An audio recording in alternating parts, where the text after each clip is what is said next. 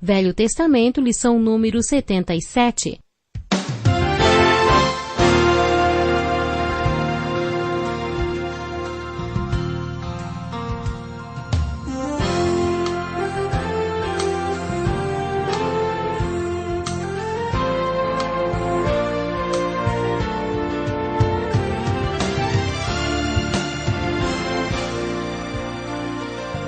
Talvez você tenha feito constantemente estas perguntas.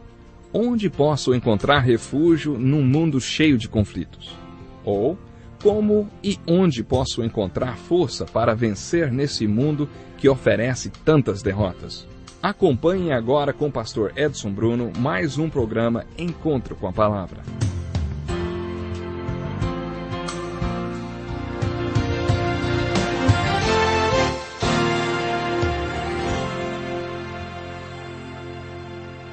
Ouça com atenção essas palavras. Visão de Obadias. Assim diz o soberano Senhor a respeito de Edom. Nós ouvimos a mensagem do Senhor. O mensageiro foi enviado às nações para dizer: levantem-se e vamos atacar Edom. Veja, eu tornarei você pequeno entre as nações. Será completamente desprezado. A arrogância do seu coração o tem enganado. Você que vive nas cavidades das rochas e constrói sua morada no alto dos montes. Você que diz a si mesmo: quem pode me derrubar? Ainda que você suba tão alto como a águia e faça o seu ninho entre as estrelas, dali eu o derrubarei, declara o Senhor. Bem-vindo para mais um encontro com a Palavra. Esse é um estudo do livro mais conhecido do mundo, a Bíblia. Esse estudo da Bíblia já nos trouxe aos profetas do Velho Testamento. Estamos estudando os profetas menores, ou como também temos chamado de os últimos profetas. Mas esses profetas não têm nada de inferior em relação aos outros profetas, chamados de profetas maiores. A diferença é que os maiores escreveram livros mais longos e os menores livros mais curtos. Iniciamos o estudo de hoje com a leitura da introdução do livro de Obadias, que tem apenas um capítulo. Esse é um dos menores livros da Bíblia. O que Obadias quer dizer quando fala sobre pessoas que vivem nas cavidades das rochas, arrogantes, que acham que, como a águia, ninguém as pode derrubar? A mensagem é: ainda que você faça sua casa entre as estrelas, eu o derrubarei. Algumas pessoas acham que o livro de Obadias é para o fim dos tempos, porque hoje realmente se pensa em viver entre as estrelas, em ir para Marte e tal. Bom, já existem até pessoas vivendo em estações espaciais, não é? Bom, é isso aí. Alguns leem a mensagem de Obadias assim: se você está cheio de si mesmo por causa da sua ciência e tecnologia, e estão tentando viver entre as estrelas e pensam que eu não posso derrubar vocês, eu os derrubarei. Mostrarei que vocês são apenas homens. Olha, mas não é exatamente sobre isso que Obadias está falando. Seu livro é um daqueles que se inicia sem citar nenhuma localização histórica. Quando um desses livros se inicia sem qualquer informação histórica, significa que a mensagem do livro está dentro dele mesmo.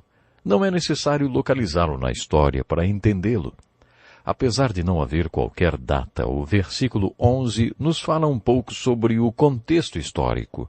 Falando sobre o povo de Edom, está dizendo assim: você não devia ter olhado com satisfação o dia da desgraça de seu irmão, nem ter se alegrado com a destruição do povo de Judá. Não devia ter falado com arrogância no dia da sua aflição. Não devia ter entrado pelas portas do meu povo no dia da sua calamidade. Nem devia ter ficado alegre com o sofrimento dele no dia da ruína. Nem ter roubado a riqueza dele no dia da sua desgraça. Não devia ter esperado nas encruzilhadas para matar os que conseguiram escapar, nem ter entregado os sobreviventes no dia da sua aflição. Pois o dia do Senhor está próximo para todas as nações. Como você fez, assim lhe será feito. A maldade que você praticou recairá sobre você. Antes de entendermos o peso da pregação de Obadias, precisamos entender o significado da palavra Edom. Se você já foi à Cidade Santa, provavelmente já visitou Petra, a cidade rosa vermelha. Para chegar lá é necessário passar pela cidade de Amã, na Jordânia, e de lá para o sudeste de Moabe e do Mar Morto, uma das 7 maravilhas do mundo. Nessa viagem de 30 minutos a cavalo, passa-se por um desfiladeiro dos dois lados da Pedra Vermelha. Esses desfiladeiros possuem aberturas ou cavernas que serviram de moradia para os edomitas. Os edomitas ficaram conhecidos por suas emboscadas, ataques e saques a pessoas que passavam por Petra, a cidade da Rosa Vermelha. Depois de atacarem suas vítimas, eles subiam para as cavernas localizadas a até 200 metros de altura usando cordas, que depois eram recolhidas para dentro das cavernas. Por isso eles se consideravam indestrutíveis. Ninguém conseguia alcançá-los. É por isso que Obadias diz: a arrogância do seu coração o tem enganado. Você que vive na cavidade das rochas e constrói sua morada no alto dos montes. Os edomitas tinham templos encravados nas rochas. Todas as moradias e templos são esculpidos na rocha do desfiladeiro. Ainda hoje podemos ver tudo isso, como nos dias de Obadias. É realmente um lugar muito impressionante. É chamado de a cidade silenciosa do passado esquecido, porque ninguém mais habita nela. Mas quem foram os edomitas, hein? Vamos voltar ao livro de Gênesis para responder essa pergunta. Você se lembra da história dos gêmeos de Rebeca, Jacó e Esaú? Esses gêmeos não eram idênticos. Na verdade, eram muito diferentes um do outro, não só fisicamente, mas também nas atitudes. Esaú não deu valor ao seu direito de primogênito, à sua bênção. Não lamente porque ele vendeu seu direito e bênção por um prato de lentilha, mas ele é a figura do homem que não se importa com as coisas espirituais. Agora, Jacó é a figura do homem espiritual. Apesar de ter sido um usurpador, ele é modelo de um homem espiritual. Ele não foi perfeito, longe disso, mas sabia valorizar e buscar os valores espirituais. No final da história de Gênesis, aparentemente os dois mantinham uma relação amigável. Seguindo o fio da história, vemos que uma nação surgiu de Jacó, Israel. Outra nação veio de Esaú, Edom. E os edomitas construíram a cidade de Petra, ao sudeste do Mar Morto. Os edomitas sempre odiaram os israelitas. Sempre que um exército inimigo atacava Israel, os edomitas aproveitavam a oportunidade para se juntar àquele exército para ajudar a matar os judeus. Eles odiavam os descendentes de Jacó. Como tantos outros povos sobre a face da terra, os edomitas eram antissemitas. Como já mencionamos em nosso estudo, a queda de Jerusalém durou cerca de 20 anos. Os estudiosos acreditam que Obadias estivesse falando da queda sob o reinado de Zedequias, quando a cidade foi totalmente destruída e o povo foi assassinado ou levado cativo para a Babilônia. Quando essa tragédia aconteceu, o povo de Edom se alegrou e foi para Jerusalém ao lado dos babilônicos. Os edomitas juntaram-se aos exércitos babilônicos e ajudaram a sitiar Jerusalém. Na verdade, eles participaram da pilhagem e do saque, e quando algum judeu tentava escapar da calamidade de Jerusalém e era capturado pelos edomitas, antes eles o entregavam aos babilônicos. Os edomitas montaram guarda nas estradas para pegar os judeus fugitivos. Alguns edomitas executavam os judeus porque, na verdade, os filhos de Esaú odiavam os filhos de Jacó. Não é triste isso? Isso pode ajudar você a entender a pregação de Obadias. Em seu sermão, Obadias fala 8 vezes aos edomitas: você não devia ter olhado com satisfação o dia da desgraça de seu irmão, nem ter se alegrado com a destruição do povo de Judá. Não devia ter falado com arrogância no dia da sua aflição. Não devia ter entrado pelas portas do meu povo no dia da sua calamidade. Nem devia ter ficado alegre com o sofrimento dele no dia da sua ruína. Você não devia ter roubado a riqueza dele no dia da sua desgraça. Não devia ter esperado nas encruzilhadas para matar os que conseguiram escapar. Nem ter entregado os sobreviventes no dia da sua aflição, pois o dia do Senhor está próximo para todas as nações. Finalmente ouvimos a expressão, o dia do Senhor. A pregação de Obadias é cheia de fervor e muito clara. Assim como vocês beberam do meu castigo no meu santo monte, também todas as nações beberão sem parar. Beberão até o fim e serão como se nunca tivessem existido. Mas no monte Sião estarão os que escaparam. Ele será santo e a descendência de Jacó será um fogo, e a de José uma chama. A descendência de Esaú será palha. Eles a incendiarão e a consumirão. Não haverá sobreviventes da descendência de Esaú, declara o Senhor. Obadias prevê o fim de Edom e sua profecia se cumpriu. Não sabemos exatamente quando ele fez essa profecia, provavelmente logo depois da queda de Jerusalém. Mas 5 anos depois que os exércitos babilônicos conquistaram Jerusalém, Edom também foi conquistada. Os babilônios não acabaram com os edomitas de uma vez, mas os derrotaram. Mais tarde, em 163 a.C., os macabeus conquistaram Edom. Depois, quando os romanos conquistaram Edom, fizeram algo que os fez famosos. Eles sabiam que os edomitas odiavam os judeus, por isso fizeram dos edomitas governadores sobre Judá. Herodes era isso aí.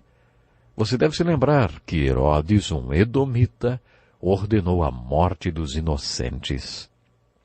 Foi um prazer para os romanos usar o pior inimigo dos judeus e fazê-los governadores sob domínio das autoridades romanas. Eles sabiam que o pior inimigo deles não deixariam que nada fugisse do seu controle. Herodes, esse monstro, foi feito governador sobre os judeus pelos romanos. No ano 70 depois de Cristo, quando Tito, o imperador romano, saqueou Jerusalém, também foi para Edom e varreu Edom da face da terra. Tudo que restou em Petra foram os buracos no desfiladeiro, a cidade silenciosa do passado esquecido. Foi tudo que restou do povo edomita, o que significa que a profecia de Obadias foi totalmente cumprida. Para a pergunta, quem pode me derrubar? A resposta é, Deus a derrubará e usará os judeus, os filhos de Jacó e os seus aliados, aqueles a quem você ajudou. O livro de Obadias é uma empolgante lição de história e um maravilhoso exemplo de cumprimento de profecia. Qual o objetivo desse texto na Bíblia, hein? Podemos tirar algumas aplicações preciosas da mensagem de Obadias. Em primeiro lugar, acho que a mensagem de Obadias encontra-se também em Romanos capítulo 8, verso 28. Sabemos que Deus age em todas as coisas para o bem daqueles que o amam, dos que foram chamados de acordo com seu propósito. Além de observarmos quais aplicações práticas podemos tirar para a nossa vida, devemos estudar esse livro lembrando que ele é um cumprimento da aliança abrâmica. Quando Deus criou para si esse povo único, prometeu a Abraão, abençoarei os que o abençoarem e amaldiçoarei os que o amaldiçoarem.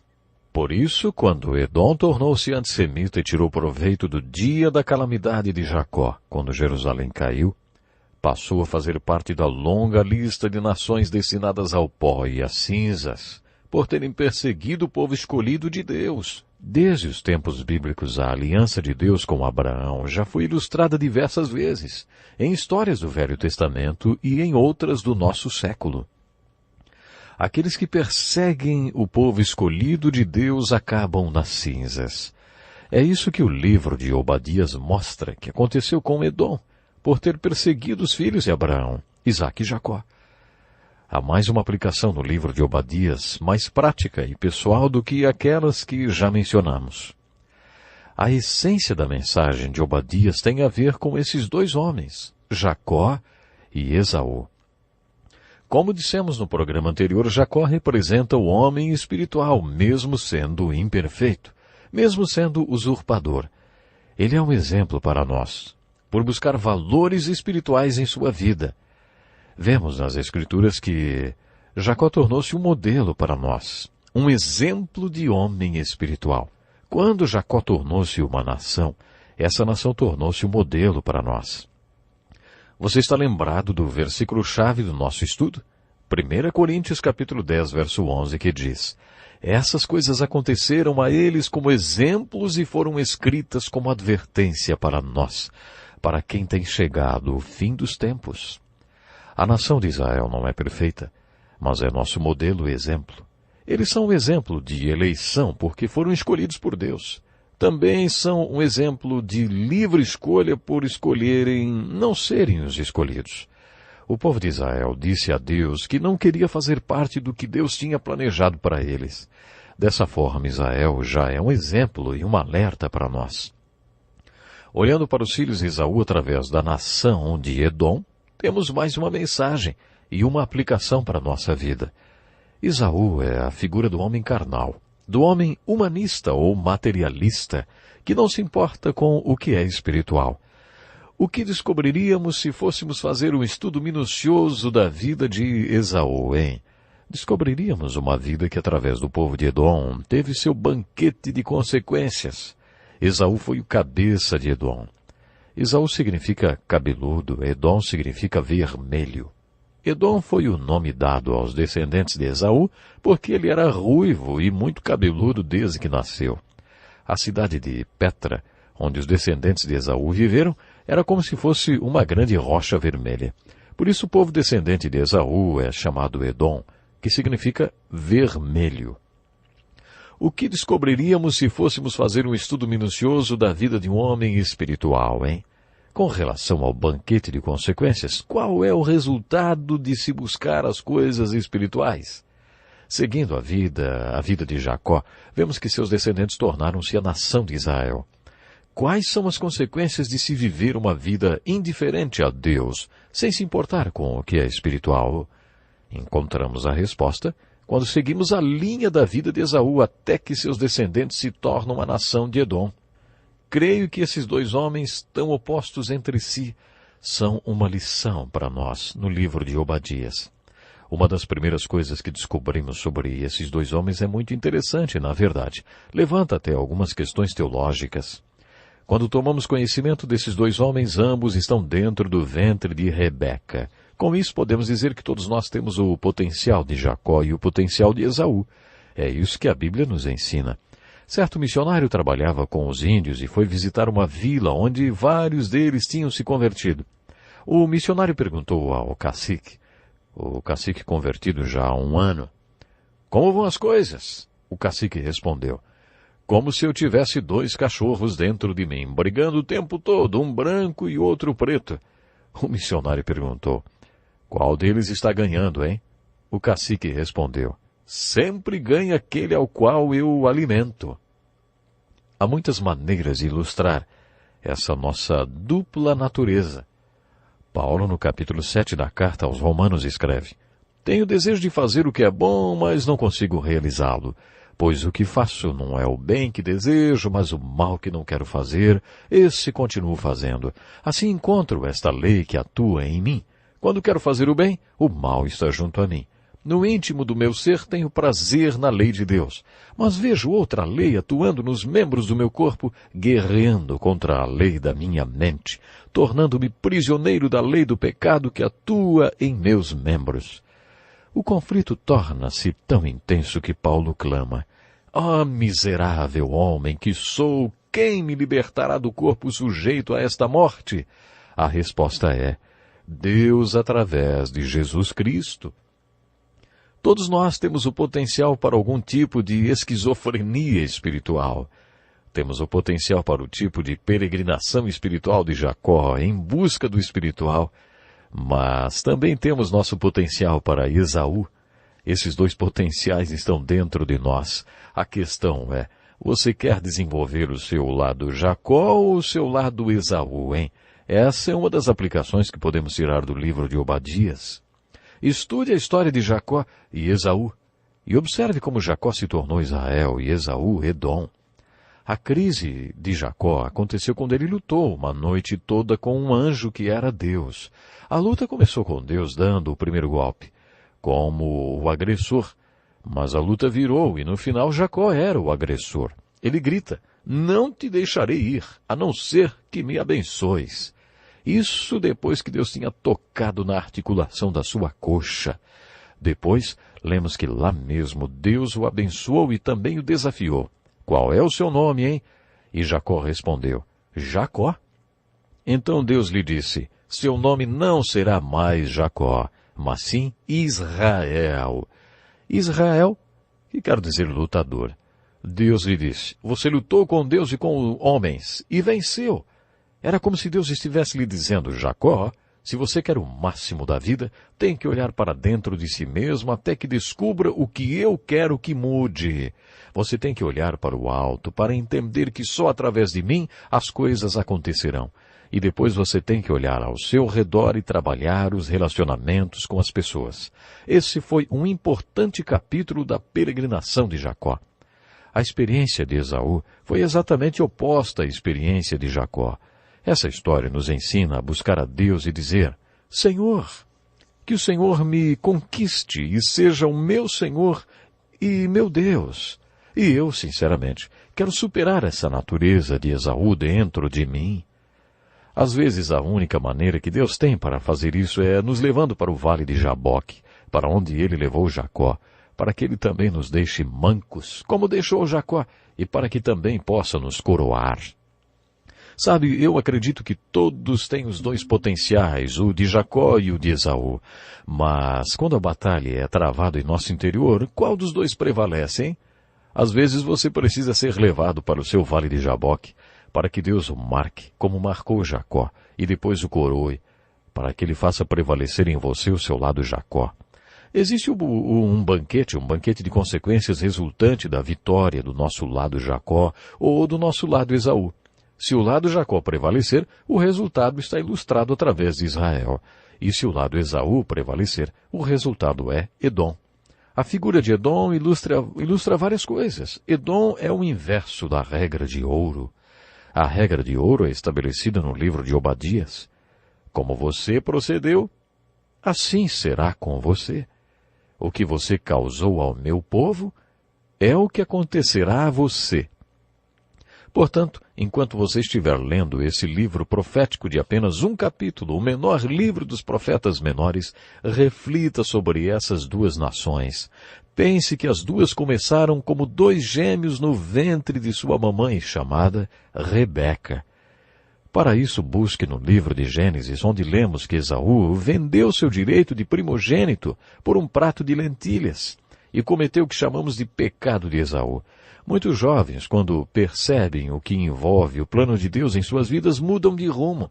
Vamos ver o exemplo de um jovem médico missionário. O plano de Deus para a sua vida é que ele vá para a faculdade de medicina, que faça sua residência e estude durante todos os anos requeridos para tornar-se um médico. Essa é a parte do plano de Deus para a sua vida, mas suponhamos que entre o final da faculdade e seu curso de residência médica, vem ali a tentação. Sua namorada quer se casar. Eles pensam: se nos casarmos e ambos iniciarem a carreira agora, vamos conseguir usufruir uma bela profissão e aproveitar a vida. Se o casal não resistir à tentação e cometer o pecado de Esaú, cedo ou tarde eles olharão para tudo que conseguiram e vão ver que trocaram o plano de Deus por um prato de lentilhas, porque não obedeceram à perfeita vontade de Deus para suas vidas. Obadias usa a ilustração dos gêmeos, Jacó e Esaú, até que os dois se tornam duas nações e faz uma aplicação dessa alegoria. Quais são as consequências do pecado de Esaú e onde essas consequências acabam? Elas terminam em Edom. As consequências de viver como Jacó também levam a algum lugar. Apesar de Jacó ter sido um usurpador, ele também buscava os valores espirituais. E viver assim leva a Israel a ser a nação escolhida que glorifica a Deus. Tenho que parar agora, mas não esqueça que você possa lutar pelo que é espiritual e eterno. Até o nosso próximo programa. Que lição importantíssima. Obrigado, Pastor Edson Bruno. Prezado ouvinte, coloque em prática o que você ouviu aqui. Sem dúvida, sua vida será grandemente abençoada. Este é um estudo escrito pelo Dr. Dick Woodward, na voz do Pastor Edson Bruno. Escreva-nos e solicite o material. Nosso endereço é Encontro com a Palavra, Caixa Postal 2011, CEP 89201-970, Joinville, Santa Catarina. Até o nosso próximo Encontro com a Palavra.